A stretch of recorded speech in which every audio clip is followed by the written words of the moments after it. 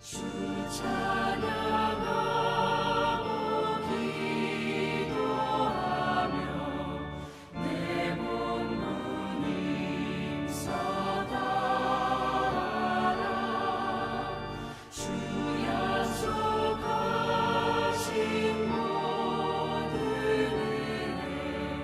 은혜 내게서 이루어지리라. 잠들고 의지하는 자 주께서 기억하시리.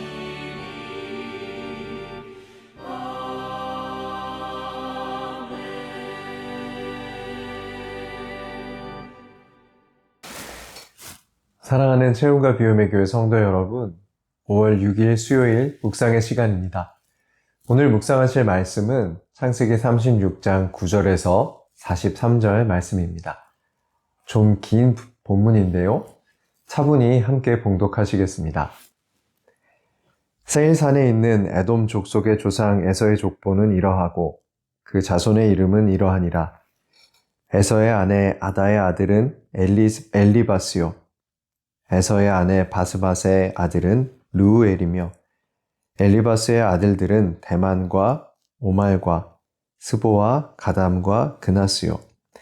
에서의 아들 엘리바스의 첩 딥나는 아말렉을 엘리바스에게 낳았으니 이들은 에서의 아내 아다의 자손이며 르우엘의 아들들은 나핫과 세라와 삼마와 미사니 이들은 에서의 아내 바스맛의 자손이며 시브온의 손녀 아나의 딸 에서의 아내 오홀리바마의 아들들은 이러하니 그가 여우수와 얄람과 고라를 에서에게 낳았더라.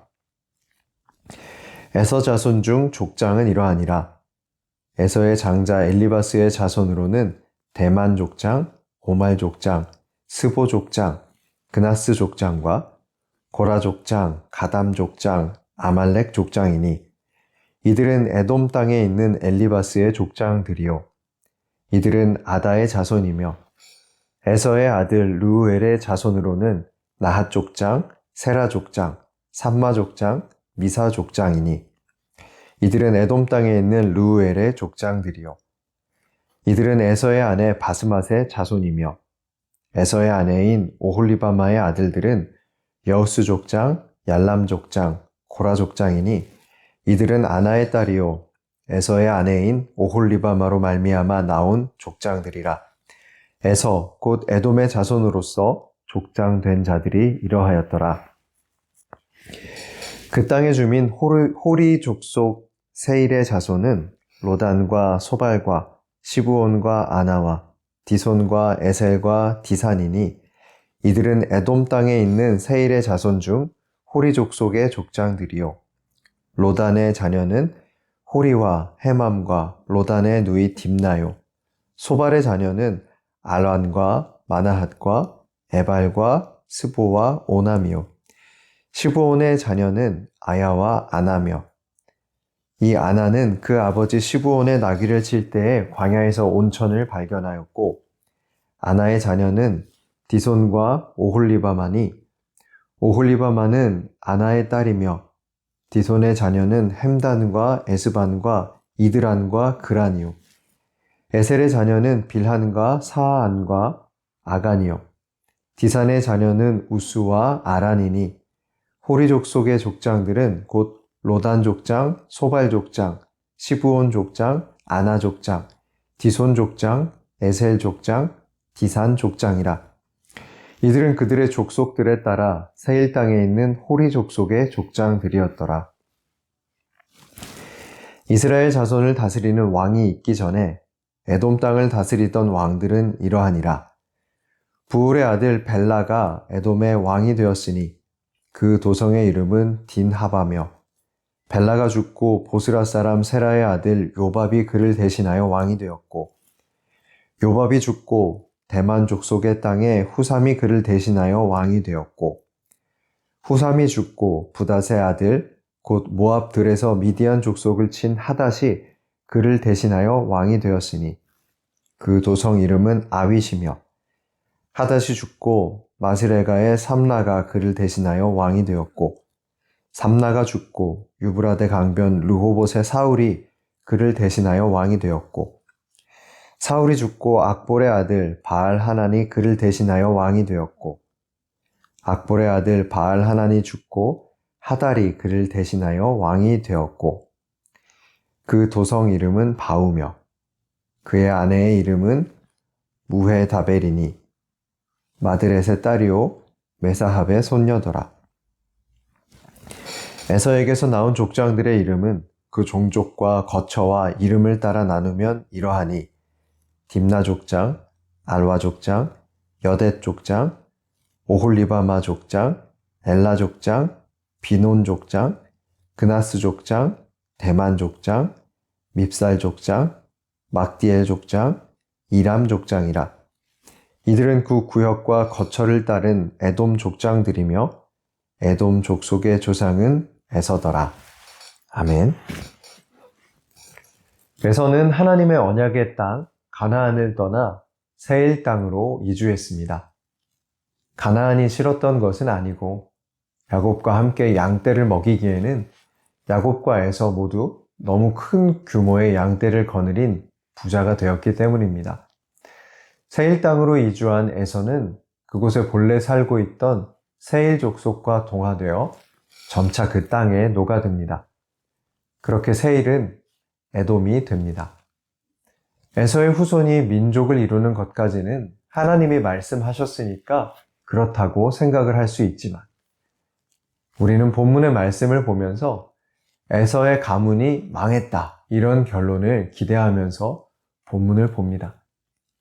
가나안을 떠났으니 언약 백성이 아니야. 그들은 욕심을 따라 멸망했어. 우리는 이렇게 쉽게 결론을 내리곤 합니다. 하지만 세일 지역을 그들에게 주신 분은 하나님이셨습니다. 신명기 2장 4절, 5절 말씀 함께 읽겠습니다. 너는 또 백성에게 명령하여 이르기를 너희는 세일에 거주하는 너희 동족 에서의 자손이 사는 지역으로 지날진대 그들이 너희를 두려워하리니 너희는 스스로 깊이 삼가고 그들과 다투지 말라. 그들의 땅은 한 발자국도 너희에게 주지 아니하리니 이는 내가 세일산을 에서에게 기업으로 주었음이라. 노예 생활을 마치고 출애굽한 야곱의 자손들이 가나안에 근접했을 때 하나님께서 주신 명령입니다. 하나님은 이스라엘에게 세 개의 민족을 건드리지 말라고 하셨는데 모압과 암몬 그리고 에돔이었습니다. 모압과 암몬은 아브라함의 조카 롯의 후손입니다. 그리고 이스라엘은 세일 땅에 사는 에서의 후손인 에돔의 영토를 침략해서는 안 됩니다. 아브라함의 자손에게 가나안을 허락하신 것처럼 에서와 롯에게도 하나님께서 약속하신 기업이 있었던 것입니다. 이처럼 분명히 하나님께서 다른 민족들을 향한 기업을 주셨다는 것을 확인하면서도 야곱의 자손들은 다른 민족을 향한 강한 배타성을 보여줍니다. 이스라엘의 이기적인 선민 사상은 하나님에 대한 오해에서 비롯된 것입니다. 그들이 하나님을 먼저 알고 말씀을 먼저 맞도록 하기 위해서 선택하신 민족인 것은 맞습니다. 하지만 그것은 이스라엘 민족만을 구원하시려는 계획이 아니었고 그들을 통해서 만민이 구원을 얻도록 하시는 것이었습니다. 그러니까 그들의 배타성은 하나님의 말씀에 대한 큰 오해이죠. 본문은 이삭과 리브가에게 에서와 야곱이 다른 민족을 이룰 것이라고 하셨던 말씀이 성취된 것을 알려주고 있습니다. 족장이 된 에서의 자손 14명을 나열하고 있는데 대만이나 아말렉 족속처럼 말씀이 기록되던 현재에 잘 알려진 이름들이 꽤 등장합니다. 에돔은 어엿한 민족을 이루게 된 것이죠. 에서의 자손에 이어서 세일에 원래 거주하던 호리 족속의 자손들도 기록하고 있습니다. 이 기록은 에서가 세일 땅에서 그들을 내쫓은 것이 아니고 그들과 공존했다라는 사실을 보여주는 것입니다. 에돔과 호리 족속은 함께 왕정을 세웠던 것으로 보입니다. 그들이 안정적인 정치 체제를 구축한 것은 이스라엘의 왕이 세워진 것보다 시대적으로 더 앞서고 있죠. 창세기 36장 31절 말씀 함께 읽겠습니다. 이스라엘 자손을 다스리는 왕이 있기 전에 에돔 땅을 다스리던 왕들은 이러하니라. 물론 에돔의 왕이 세워진 것은 에서를 기준으로 보았을 때 최소 수대는 지난 후의 일입니다. 에돔의 왕들을 보면서 우리는 몇 가지를 깨달을 수 있죠. 이 성경에 기록된 시점은 지금 이야기의 주인공인 에서와 야곱이 죽고 수백 년은 더 지난 후의 시점입니다. 이스라엘 민족을 이끄신 하나님만 생각하기 쉽지만 우리가 바벨론이나 아수르 혹은 애굽을 보면서 그것들도 하나님께서 주관하신다고 고백하죠. 하나님께서는 거대 제국뿐만 아니라 작은 나라에도 왕을 세우시고 그들도 주관하신다는 사실을 우리는 본문에서 발견할 수 있습니다. 두 번째는 하나님을 믿는 이스라엘이 에돔보다 발전이 더딜 수도 있다라는 사실입니다. 이미 왕이 세워진 에돔을 보면서 이스라엘이 그들의 애굽 노예 생활을 한탄할 수 있습니다. 하지만 하나님은 이 모든 것은 하나님의 주관하심 아래에 있다는 것을 보여주시죠. 이스라엘은 나의 지금 모습이 마음에 들지 않더라도 내가 하나님을 신뢰하는 사람이라는 전제하에 하나님의 역사를 믿음으로 바라보아야 할 것입니다. 세 번째는 에돔이 호리 족속과 연합하여 발전해 가는 동안 아버지 이삭, 할아버지 아브라함으로부터 내려오던 하나님 신앙이 흔적도 남기지 않고 사라졌다는 사실입니다. 안타까운 일이 아닐 수 없죠. 부요함을 누리며 더 큰 풍요를 꿈꾸며 떠난 세일에서 에서의 삶, 호리 족속과의 동거는 하나님을 뺀 풍요를 선물했습니다. 하나님을 떠난 그들은 머지않은 시점에 그냥 이방 민족이 되어버렸습니다.